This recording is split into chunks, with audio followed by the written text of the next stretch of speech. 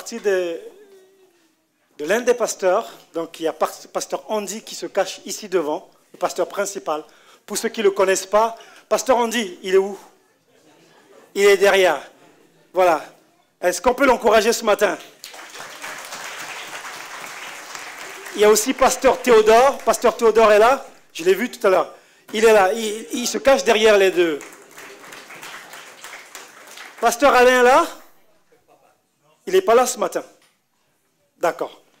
Ok. Ce matin, c'est un culte spécial. Vous savez pourquoi? Vous savez pourquoi c'est un culte spécial? Qui sait pourquoi? Vas-y. Tu sais pas?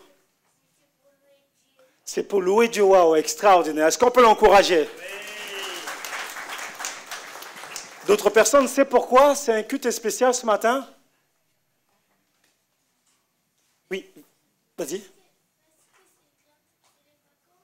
Bientôt, c'est les vacances. Donc, ceux qui n'ont pas eu des vacances, vous pouvez l'avoir. Bientôt, c'est les vacances. Mais encore, qui sait que c'est un culte spécial ce matin? Peut-être que les personnes qui sont là ce matin, les frères et les sœurs, les amis, ils ne savent pas. Parce qu'on a dit que c'est un culte spécial. Mais qui peut dire ça ce matin? Maggie? Ah, Maggie va nous dire pourquoi c'est un culte spécial. C'est la Pâque. C'est la Pâque. D'accord. Mais je crois que ce n'est pas ça, Maggie. Qui sait pourquoi? Oui, ma soeur. C'est un culte? On peut encourager notre soeur, s'il vous plaît. Merci beaucoup pour cette bonne réponse et gratuite pour vous. Maintenant, j'aimerais nous pousser à la réflexion avant de poser la question à Chanel. Chanel, ça va? Oui. Apparemment, ton papa est pasteur. C'est vrai? Il faut que tu parles dans le micro. Oui. D'accord, ok. C'est-à-dire qu'à la maison, de matin, midi, soir, c'est la prière, c'est ça? Non? Oui. Oui, d'accord. On ne dit à personne, ça reste entre nous. Hein? D'accord. On fait comme s'il n'est pas là. Hein? D'accord. Ça va? D'accord. Dis à ton voisin, est-ce que ça va?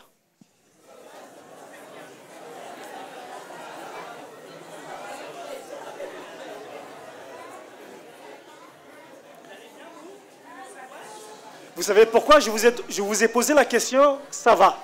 Est-ce que vous savez pourquoi je vous ai posé cette question? Coucou! Est-ce que vous savez pourquoi je vous ai posé cette question? D'accord. J'aimerais vous répondre. Il y a des moments dans la vie, vous savez, on se sent plus bas que terre. Où on a donné nos efforts pour faire les choses, mais les choses n'avancent pas ou ne marchent pas ou ne fonctionnent pas comme on aurait souhaité. Et il y a des moments aussi, on ne se sent pas à notre place. Ça peut être au travail, ça peut être dans la famille, ça peut être avec les amis, ça peut être au moment aussi dans le couple. On n'arrive pas à trouver notre place. Ça peut arriver partout, même à l'école, les enfants, ça peut arriver. Et cela, souvent, ça fait mal au cœur. Il y a des moments aussi, on se sent inférieur. On a l'impression que les autres ont plus des choses que nous, on n'a pas. Et on se dévalorise. Et il y a aussi des moments où on a l'impression qu'on n'a pas de valeur. À qui c'est déjà arrivé? D'accord. À qui c'est déjà arrivé d'avoir ce sentiment que sa vie n'a pas de sens, sa vie ne réussit pas et qui n'a pas de valeur aux yeux des autres? À qui c'est arrivé? D'accord. Et dans ces moments, vous savez, la dépression peut venir, la solitude peut venir et on a peur du lendemain. Et aussi, on se sent faible par rapport à la situation et incapable. Mais j'aimerais te dire ce matin, il y a un homme dans la Bible qui a vécu cela. Un homme qui avait vécu des grandes choses avec Dieu, des révélations extraordinaires. Dieu, il a vu des choses que l'œil ne peut pas voir et Dieu lui a révélé.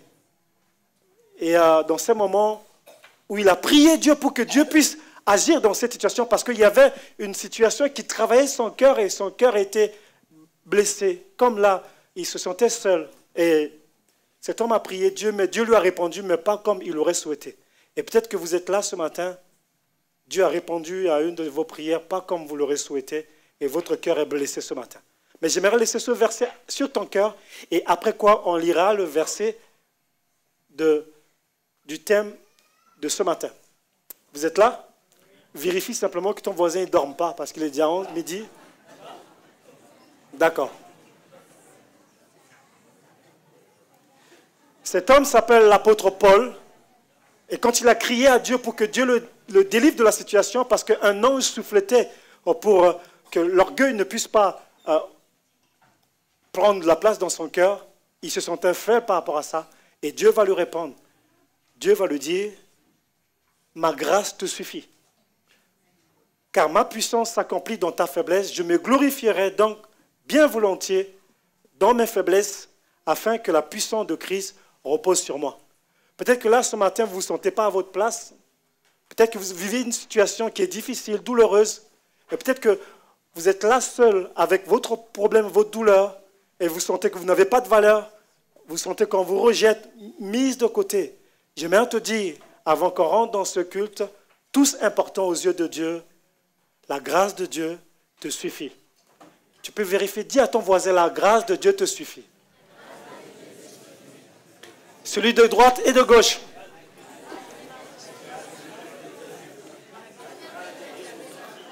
Tu peux lire? Tu peux lire? Tu peux lire?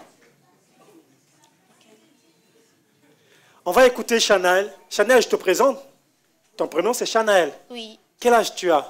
9 ans. 9 ans, d'accord. Chanel, j'ai un entretien avec toi ce matin. Et j'aimerais, avant tout, tu puisses prier. Tu sais prier? Oui. Parce que papa, matin, midi, soir, il prie à la maison. Il ne faut pas le dire.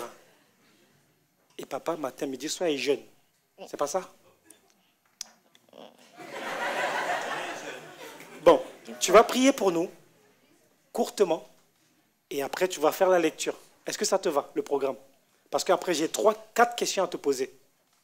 Ok. C'est bon pour toi? Oui. J'ai jamais mangé personne, hein? D'accord? Ok. Bon, on va prier d'abord. Tu es prié comment? En français? En français, d'accord. Pourquoi? On peut l'encourager. Alors, Chanel, tu vas prier pour que Dieu bénisse les frères, les sœurs, les amis qui sont là, parce qu'on ne sait pas ce qu'ils vivent dans leur cœur. Peut-être qu'ils ont une peine, une douleur, blessure. Peut-être qu'il y en a qui ne savent pas comment finir la fin du mois. Peut-être qu'avec la famille, ça ne va pas. Comme Dieu, il les connaît, tu vas prier pour que Dieu les bénisse. Est-ce que tu peux faire ça? C'est gratuit. Hein? Oui. D'accord. Avant, tu leur dis de fermer les yeux. Comme ça, ils ne voient pas les anges qui bougent. Après, on va prier. Okay? Fermez les yeux. Seigneur Jésus, bénis les familles de l'Église. Que tout se passe bien dans leur famille. Que Dieu les bénisse. Amen. Amen. On peut l'encourager, Chanel? Chanel va nous faire la lecture ce matin dans 1 Corinthiens chapitre 12, versets 12 à 14. Elle va nous faire la lecture, après quoi j'ai quelques questions à lui poser. Est-ce que vous avez des questions ce matin? Ah, les enfants, vous avez des questions? Bon, vous allez me poser après à la fin du culte. Hein?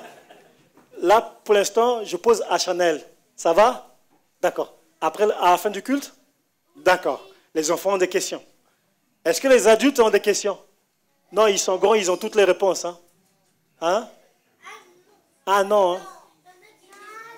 Il y en a des questions dans leur cœur, hein? Même s'ils disent rien. Hein? D'accord. Les enfants ont dit, vous avez des questions dans votre cœur, même si vous ne dites rien. Je faisais le rapport. Hein? Alors, vas-y, Chanel. Car comme le corps est un à plusieurs membres, et comme tous les membres du corps, malgré leurs membres, ne formaient qu'un seul corps, ainsi en est-il de Christ. Nous avons tous en effet été baptisés dans le Saint-Esprit pour former un seul corps, soit juif, soit grec, soit esclave, soit libre, et nous avons tous été membres d'un seul esprit. Ainsi, le corps n'est pas un seul membre, mais il est formé de plusieurs membres. Amen. On peut l'encourager, s'il vous plaît? Merci, Seigneur. Tous importants aux yeux de Dieu, Et dans la famille, vous savez, il y a des personnes, ils n'ont pas eu le privilège de recevoir un papa, une maman qui les accueille quand ils viennent au monde. Et je pense que si vous avez la grâce, qu'importe ce que votre maman est, qu'importe ce que votre papa est, si vous avez la grâce de recevoir un papa qui vous a porté, une maman qui vous a porté, qui a fait de ce qu'elle peut pour vous élever, c'est une grâce de Dieu. Tous n'ont pas ce privilège, tous n'ont pas cette grâce et tous n'ont pas cette joie de recevoir cela. Et peut-être que c'est là votre cœur qui souffre, vous ne savez pas qui est votre papa ou qui est votre maman, ça peut arriver. Mais sachez que vous avez de la valeur aux yeux de Dieu. Et ce n'était pas prévu, mais j'aimerais demander, est-ce qu'on peut appeler ton papa? Ce n'était pas prévu ça. Je peux appeler? Vrai? Est-ce que Pasteur Théodore peut venir prier pour ces personnes, s'il vous plaît, qui sont peut-être là au milieu de nous?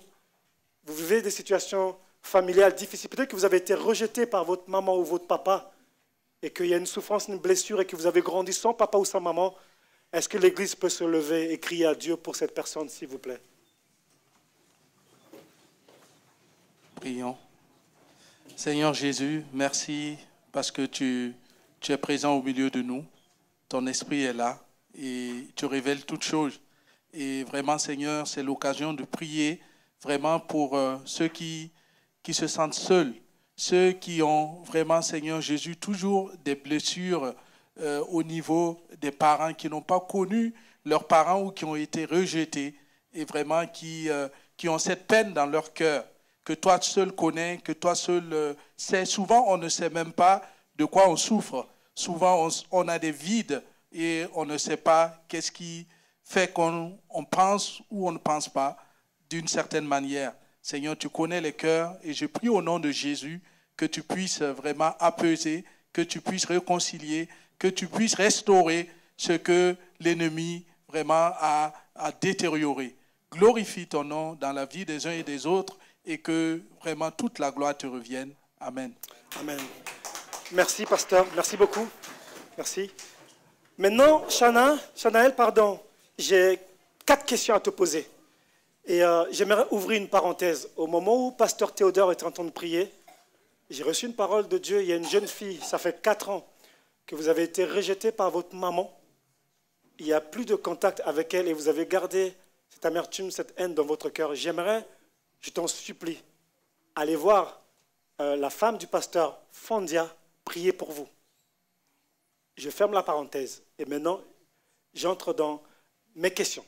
Ça va? D'accord. Chanaël, ça va? Oui. Papa a bien prié, non? Oui. Extraordinaire. Pourquoi tu as été créé et pourquoi tu es sur la terre? C'est une question gratuite à 0 €. Est-ce que tu sais pourquoi tu as été créé? Pour vivre heureuse. Il faut que tu parles plus fort dans le micro. Comme ça, papa, derrière, il écoute, pardon. Pour vivre heureuse. Pour vivre heureuse, oui. Et avoir, tu es... Oui, vas-y. avoir des amis. Avoir des amis, oui. Et puis, c'est tout. Et puis c'est tout. D'accord, on peut l'encourager. C'est pas facile, hein? Mais j'aimerais te partager comment la Bible voit la création. Pourquoi Dieu a créé le monde? Pourquoi Dieu a créé les hommes? Est-ce que tu veux entendre cela avec moi? Oui. Tu veux partager avec moi? Oui. D'accord. La Bible dit que l'homme a été créé à l'image de Dieu. Peut-être que vous ne les aimez pas à cause de ce que vous avez vécu ou subi dans la vie. Peut-être que les parents ont dit des choses qui vous ont blessé à l'école, les amis, vous ont collé des étiquettes. Vous savez, il y a des étiquettes, de fois on colle sur les gens, on leur donne des noms. Ils ne sont pas nés avec ce nom. Mais dans le parcours de la vie, on vous donne un nom. Vous savez, une femme qui vient au monde, ses parents n'ont pas le désir de l'appeler prostituée. Mais la vie peut l'emmener. Les hommes vont dire prostituée alors qu'elle a un nom. Vous êtes là avec moi?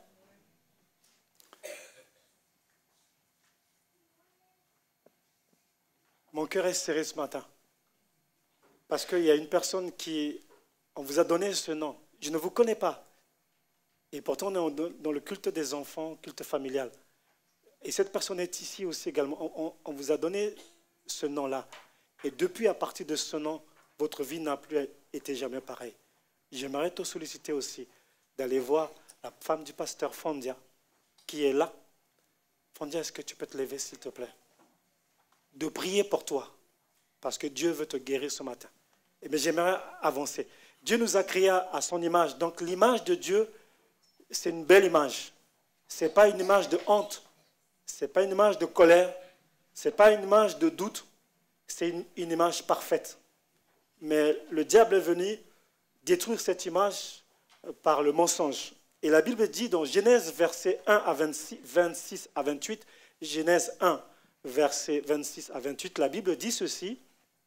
Puis Dieu dit, faisons l'homme à notre image, selon notre ressemblance, et qu'il domine sur les poissons, sur la mer, sur les oiseaux du ciel, sur les bétails et toute la terre, et sur tous les reptiles qui rampent sur la terre. Et Dieu créa l'homme à son image, il le créa à l'image de Dieu. Il créa l'homme et la femme, Dieu les bénit, et Dieu leur dit, soyez féconds, multipliez-vous, remplissez la terre et l'assujettissez, et dominez sur les poissons de la mer, sur les oiseaux du ciel, et sur tout animal qui se meut sur la terre. J'aimerais que tu puisses dire à ton voisin, à ta voisine, quand Dieu t'a créé, il t'a déjà béni.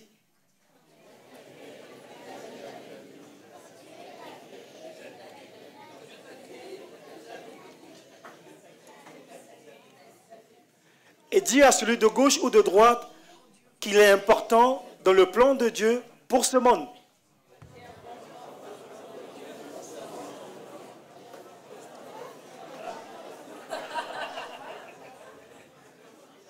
À qui on n'a pas dit ça encore? À qui on n'a pas dit ça? Tout le monde a eu sa parole? D'accord. Colossiens 1, verset 16 à 17. Colossiens 1, verset 16 à 17.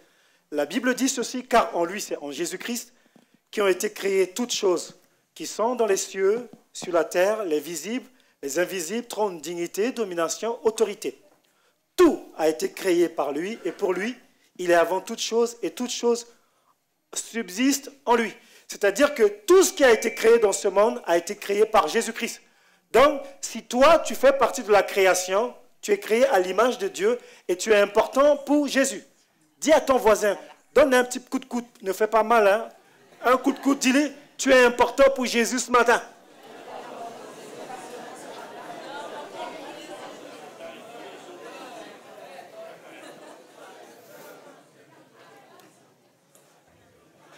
Si tu es important, c'est que tu as une place. Bien sûr, tu es assis sur le fauteuil. Mais tu as une place spéciale dans ce monde. Et la Bible parle de Éphésiens 2,10. La Bible dit ceci. Dis à ton voisin, écoute bien ce que Dieu dit de toi. Dis-lui. Jean-José, dis à ton voisin. Dis à ton voisin. La Bible dit, Éphésiens 2,10, car nous sommes son ouvrage ayant été créés en Jésus-Christ pour de bonnes œuvres que Dieu a préparées d'avance afin que nous les pratiquions. Dis-lui que Dieu t'a préparé pour de bonnes œuvres. Dis-lui, dis-lui, dis-lui. Pour de bonnes œuvres, Chanaël.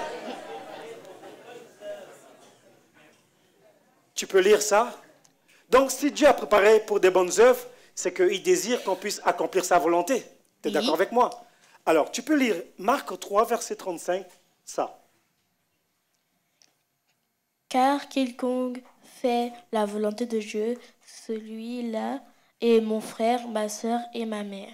Amen. Jésus a dit, celui qui fait la volonté de Dieu, les bonnes œuvres que Dieu a préparées pour vous, si vous le faites, la volonté de Dieu, vous êtes le frère de Jésus et vous êtes la sœur de Jésus.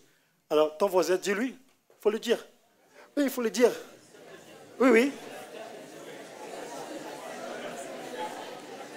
Il faut dire à ton voisin, c'est gratuit.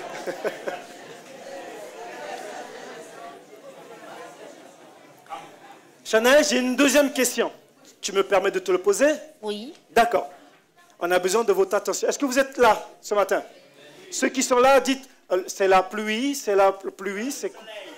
Ah. Le soleil et le nuage et la pluie. D'accord. C'est un langage biblique, c'est ça? D'accord. La deuxième question, c'est, Chanaël, Tu sais, chacun de nous a un rôle. Tu vois, comme c'est les doigts de la main, chaque doigt de la main a un rôle. Mais toi, quel est ton rôle dans ce monde, dans la famille de Dieu? Quel est ton rôle? Il faut que tu parles au micro. Vas-y. Quel est ton rôle dans ta famille, dans la famille? Ma famille. Oui. Ou dans l'église? Quel est ton rôle? Dans la famille. Dans la famille. Dans la famille. Dans la famille. Dans ma famille. Oui. Bah, des fois, j'ai mes parents. Oui. Et je range ma chambre. Oui. Tu ranges ta chambre, tout ça? D'accord. Après, je vais vérifier auprès de papa. Et puis, des fois, je fais la cuisine. Tu fais là? Cuisine. La Des cuisine. fois. Tu as ouvert un restaurant, c'est ça? Non. Non, non. Ok. Et? C'est tout. D'accord. Est-ce que dans la famille, est-ce que tu aimes tes frères et sœurs? Oui. D'accord. Okay. Est-ce que tu les aides deux fois? Des fois. Des fois, d'accord. Okay. Est-ce que tu pries pour eux? Oui. Est-ce que tu pries pour papa et maman? Et Est-ce que tu pries pour l'église? non. Non. On ne va pas le dire à papa, ça. Est-ce que tu sais que tu as de la valeur aux yeux de Dieu? Oui. D'accord. La Bible dit qu'on a tous de la valeur aux yeux de Dieu et on a un rôle particulier et important aux yeux de Dieu. Peut-être ce que vous faites dans votre travail à l'église, personne ne voit, mais cela a l'importance aux yeux de Dieu. La Bible parle qu'un jour, Jésus entre dans le temple, il voit une veuve. Bon, personne ne l'a calculée, personne ne l'a regardée, personne n'avait un regard sur elle. Et cette veuve, avec 2 petites pièces, elle l'a donné, elle l'a mis dans le tronc. Et la Bible dit que Jésus était devant le tronc, il regardait toutes les personnes qui y mettaient. Et cette veuve a donné ce qu'elle avait, ce qu'elle de nécessaire. Elle a donné de tout son cœur, c'était ce qui lui restait pour vivre. Et quand elle a donné, Jésus a appelé ses disciples, a dit, mais vous voyez cette veuve, elle a donné plus que tous qui ont donné. Et parce que tu as de la valeur aux yeux de Dieu, ce que tu fais a de la valeur aux yeux de Dieu. Ce que tu dis a de la valeur aux yeux de Dieu. Quand tu aimes, ça a de la valeur aux yeux de Dieu. Quand tu détestes, ben ça blesse le cœur de Dieu. Et ton rôle dans ce monde est important. Ne minimise pas ton rôle, parce que ton rôle peut sauver une âme. Vous êtes là? Dis à ton voisin, ton rôle peut sauver une âme.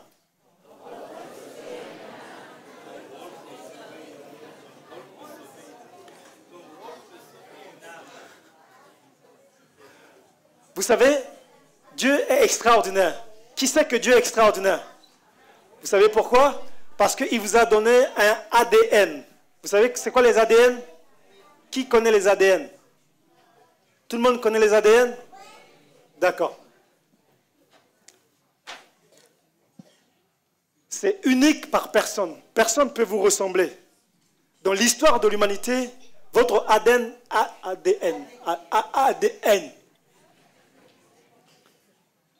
est unique dans l'histoire du monde. Vous savez pourquoi? Qui sait pourquoi? Parce que vous êtes unique.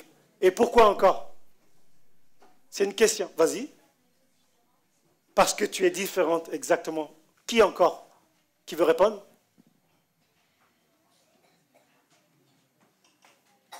D'accord. Oui? J'ai pas compris.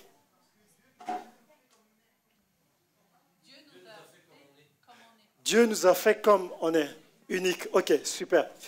Vous savez, Dieu nous a fait comme on est, mais il nous a mis dans une famille. Et si deux fois, dans la famille, c'est pas toujours, il n'y a pas toujours tous les jours, du 1er au 30, il n'y a pas toujours la joie. Il y a des moments de tristesse, il y a des moments où on se bagarre avec les frères et sœurs. Il y a des moments où papa et maman, ils parlent pas, je dis ça, je dis rien. Pas ici, hein, ailleurs. Hein. Ça se passe ailleurs. Et deux fois, donc, on peut être attristé, on se sent qu'on n'a pas notre place, et ce n'est pas évident. Et on a l'impression qu'on n'est pas aimé parce qu'on a préféré notre frère ou notre sœur. Et on peut se sentir triste. Mais la Bible dit que chaque personne qui est enfant de Dieu, qui est né de nouveau, a sa place et a de la valeur aux yeux de Dieu. Qui le sait, ça? D'accord. Parce que Éphésiens 2, 19 nous dit ceci.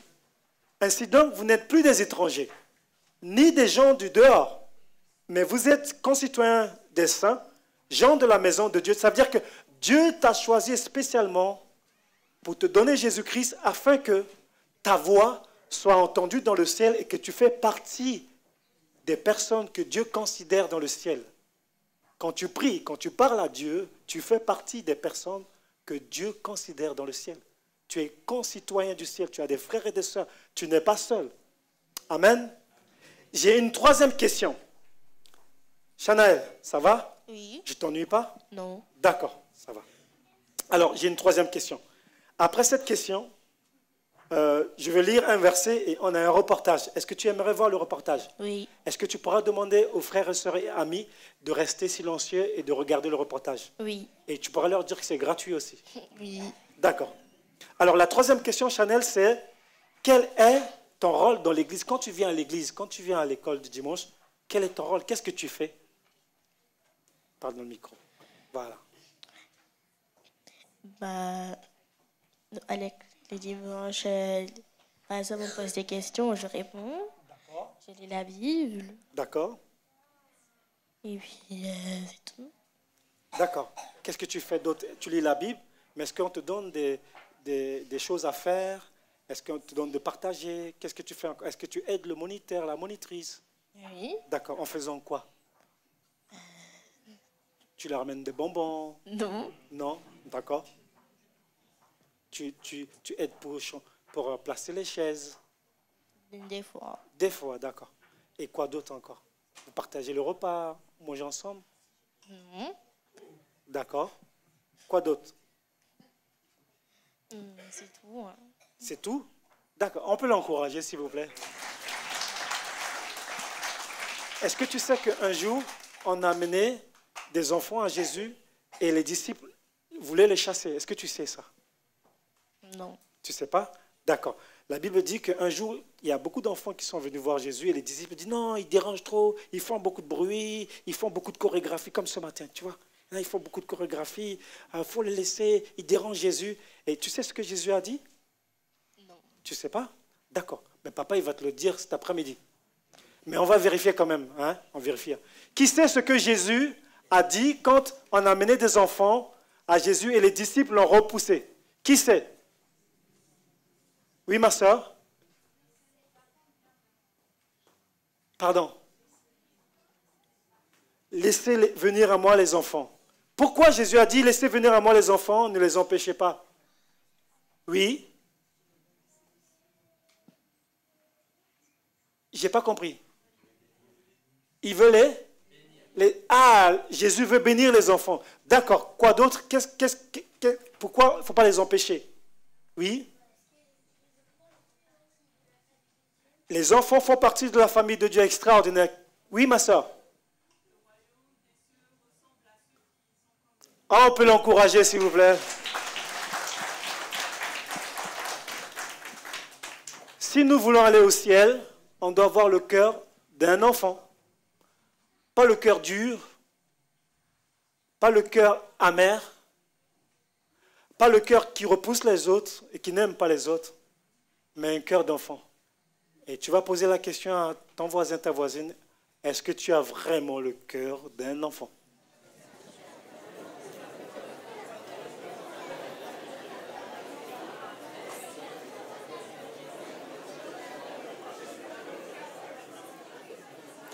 Maintenant que tu as vérifié s'il avait le cœur ou il avait le cœur des enfants, on va le laisser ou la laisser avec Dieu, gérer ça. On va écouter le reportage. J'avais demandé quelque chose, que tu fasses quelque chose. Tu te souviens? De faire le silence. D'accord. Est-ce que tu peux dire aux frères et sœurs de garder un petit peu de silence? Et c'est gratuit. Comme ça, on va écouter le reportage. S'il te plaît. Faites du silence, c'est gratuit. D'accord. On met le reportage, s'il vous plaît. À la vidéoprojection de la photographie. Dans l'accueil. La scène. Sonorisation. La sécurité. La sono, la garderie. et les photographes. La rétroprojection et l'accueil. Fun, la rétroprojection. Jouer avec les bébés et voilà. J'ai servi pour mes parents. Les gens avec grand cœur. J'ai appris que c'était déjà surprenant, ça affiche directement sur pas mal de télé et que c'est très amusant parce que faut appuyer sur les boutons. Que quand on était à la rétroprojection, manipuler les ordinateurs, c'était bien aussi parce que je pouvais zoomer des personnes. J'ai appris à faire des photos avec un vrai appareil photo et c'était super parce que c'était facile et je pouvais prendre des photos dans la salle de l'église. Fouiller dans les sacs des gens si c'est un voleur ou si c'était pas un voleur. Parce que pour voir si c'était un voleur ou si c'était pas un voleur. Comment ils faisaient, ça m'a un petit peu surpris. Parce qu'en vrai, c'était pas si dur que ça. Et que la photographie n'était pas si compliquée que ça. Je pensais que c'était compliqué avant parce qu'au début, il y avait beaucoup de boutons et beaucoup de choses. Je faisais penser que c'était difficile, mais en vérité, c'était très facile. Le stage est très très bien. Il faut avoir l'habitude d'écouter aussi parce qu'il faut écouter pour bien appuyer au moment. Moi, je me dirais qu'il y avait un vrai photographe avec moi. Il m'a appris des techniques pour comment photographier quelqu'un et moi j'ai fait pareil avec des dames qui m'ont aidé à servir du vin et du pain aux personnes et à les aider à s'asseoir. Je voudrais bien faire pasteur. J'apporte la bonne nouvelle pour les gens qui ne peuvent pas aller à l'église. Parce qu'on a fait des spectacles dessus et j'ai bien aimé. La photo. Parce qu'on prend des gens en photographe. En photo. Et j'aime prendre les gens en photo, c'est amusant. Prier pour les gens qui sont malades, qui ont des problèmes. Je voudrais aider à installer la table pour manger et mettre et soulever les tables qui sont au haut dans la chaise de mon dos. La photographie. Décorer, je voudrais faire la Sainte Seine. Chanter, parce que j'aime bien.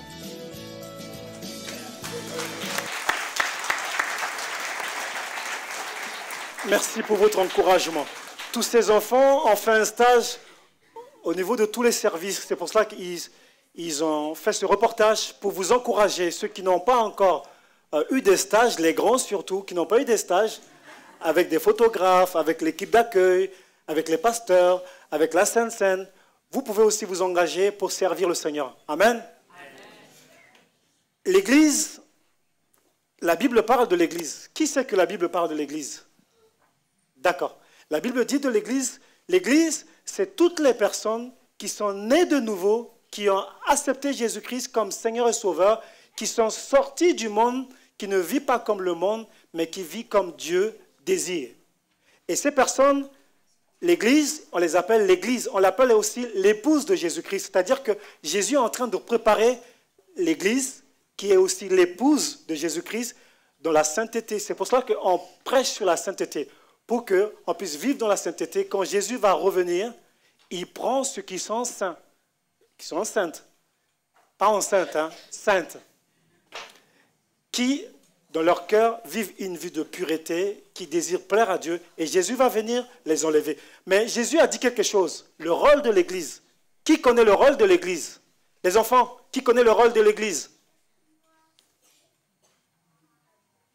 Tu connais? Tu connais le rôle de l'Église? Vas-y, parle.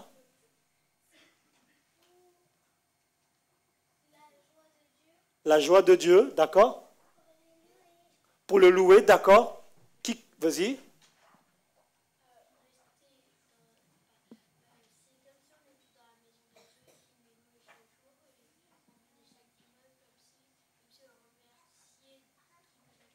D'accord, remercier Dieu parce qu'il nous a créés.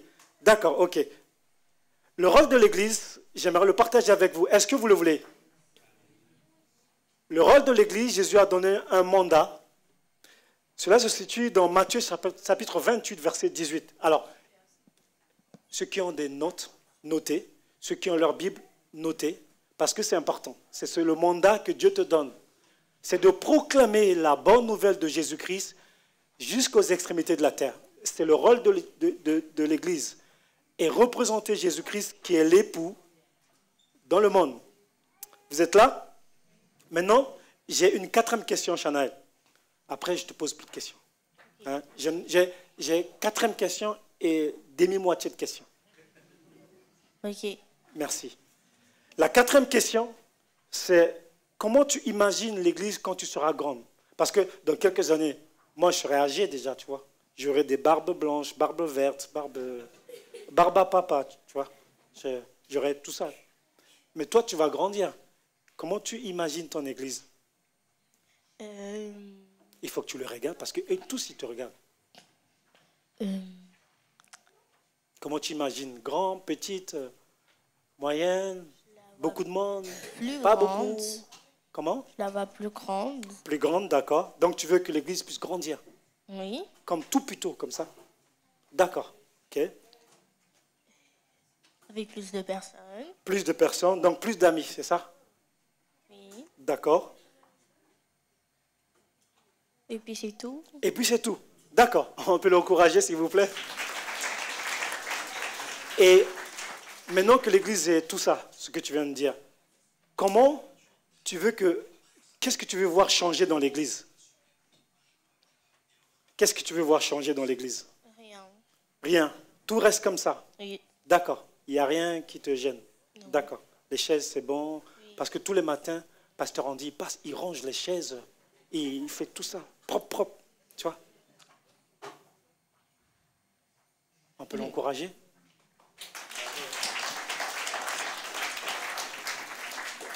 J'aimerais finir et laisser notre frère Jean-José à venir à côté, s'il vous plaît, qui va faire la Sainte Seine. J'aimerais conclure maintenant.